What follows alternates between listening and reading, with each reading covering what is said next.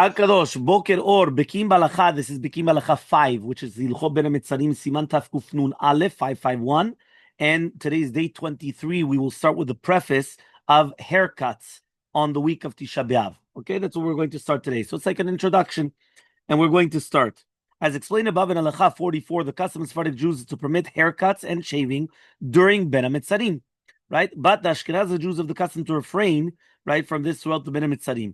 The difference in the custom applies up until Shabbat Chazon. After Shabbat Chazon, it's no longer a matter of customs. The halacha itself forbids haircuts, as our sages taught in Ta'anit Masechet, right, Kavav Mubet 26b. There are people who have the custom to refrain from also cutting their hair from the beginning of Rosh Chodesh Av, but that is only a custom. It's not a halachic requirement. In communities that have this custom, if a circumcision takes place on Shabbat Chazon, the Baalei Brit may have their haircut. Because remember, the Baalei Brit, they're always allowed to do these things. If it takes place after Shabbat Chazon, when it's forbidden according to the halacha, however, the Baalei Brit may not cut their hair. See below halachot 101 and 103. If you remember, I already told you that the minhag in many places of Morocco was to be machmid in haircuts, but not in shaving for the 3 weeks. And the reason why I asked Rabbi Asayag was he told me that since the haircuts, it's something so easy to refrain from, so therefore they refrained throughout the entire 3 weeks of not taking a haircut. Shaving, they used to do every single day. So there, they were not machmir, right, on the shaving. But the haircuts, they tried to be machmir. But again, it's a minhag. It's not the halacha. The halacha is Shavua Shechalbo. This year, if you remember, we said there's no Shavua Shechalbo because, again, it's to Rabbi, but we say that there's no Shavua Shechalbo because obviously it comes out on Sunday. Okay? Halachat Tzadik Tet. Hatisporet. Right? This is 99. Hatisporet Asur B'Shavua Shechalbo Tisha B'Av. Ben Rosho Ben Zekano. Doesn't matter whether it's talking about any type of haircuts, whether it's talking about on your hair, right? Your hair on your head, or your beard, right? Ad Yom HaTa'anit until Tisha B'Av. U'v'safam kol shema'akev ha'achila mutar. Now, what about your mustache? So the mustache, as long as it's going to be stopping the food, it's going to be permitted. As we already mentioned, some people have the hag of not doing it from Rosh Chodesh Av. Kuf. Yeah, kof. Yeah, he says it like this. Chal Tisha B'Av. If it's going to be Tisha B'Av, that falls out on Shabbat. Then it's pushed off. Or Shechal B'Yom Rishon. This year, it's going to come out on Yom Rishon. And Din Shavua Shechalbo. There's no Din Shavua Shechalbo Tisha B'Av, the week of Tisha B'Av. You're allowed to take a haircut anytime in the week before. And all the more so the week afterwards. Kuf Yod, Alachot Kuf Yod, Kuf Tetvav, and Kuf Lamed. Look in the footnote 118 and 119. 118 basically just says, right, that when it says that it's to do with the Shabbat Chazon.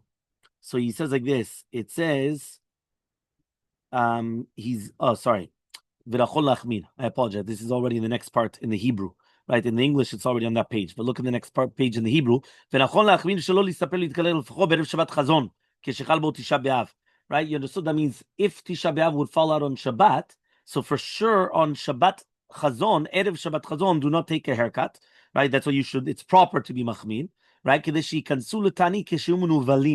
in order that you go into the Tanit that you're menuval. You understand? Now remember, the Tanit is not on Shabbat. It was pushed off to Sunday. But in order to go in menuval, so on Erev Shabbat Chazon, it's proper to do it. And if it's going to be that to do shaving, and it's going to cause you suffering, especially if you're doing it for Shabbat, you could be lenient. So look at 118 and 119. 118 says, this applies to those who are not made uncomfortable by refraining from shaving during these days, so try to be machmir. Maran Letzion made this recommendation.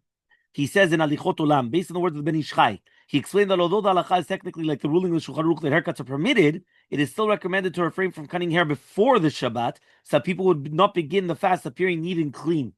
Meaning it's not matim, right? It's not proper that you're going to come into, like so clean, so it's not zelo matim. So he says the precedent for this custom is the elders mentioned in the Kolbo. But Rishon LeZion understood that this custom is to refrain from cutting one's hair throughout the week before Tisha B'Av, and therefore he recommended that we do the same. Chazon Ovadia, in response to Yechavedat, Maran wrote that one should refrain from cutting one's hair at least on Friday before Shabbat Chazon, although a source of the recommendation, the Orchot Chaim, uses the identical words of the Kolbo before the Shabbat. Nevertheless, Rav Chaim Falache in Moed Chol Chai wrote specifically to refrain cutting hair from one's hair. He says on Friday of Shabbat Chazon, implying that it's not necessary to refrain the week before. right? Therefore, Maran wrote that we should refrain from cutting hair at least on Friday. And this is the version that's written here. Meaning like this, is it only on the Friday or also on the week before? Because Kilu, technically, that would be the Shavua Shechalbo, Lechumra, the entire week before. So he said at least on the Friday. Technically, if you can the week before, it's also very, very nice. After writing this, I found the response of Chendat Avraham dealt with the apparent contradiction between the writings of Maran and its conclusion that it's best to refrain from cutting one's hair the right throughout the entire week, as is brought down in Alichot Olam. So it was actually a stira between Alichot Olam and the other Sefer. But again, he says, for sure, try not the Friday before, and if not the week before.